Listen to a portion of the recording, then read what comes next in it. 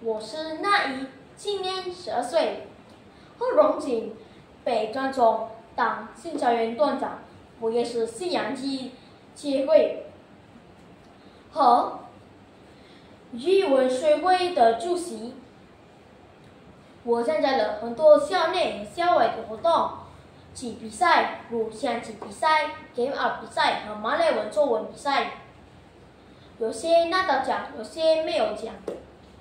在校内比赛中，我获得马来文小比赛亚军、英文小比赛冠军。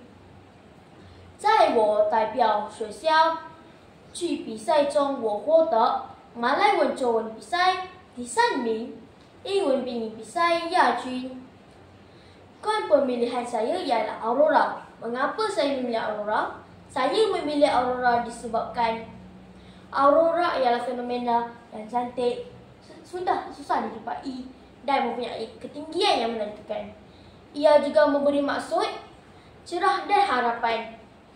Saya ingin masa depan saya cerah dan penuh dengan harapan. Saya juga ingin menjadi seseorang yang ceria dan membawa kegembiraan dan harapan kepada orang sekeliling. My slogan is, failure is the mother of success.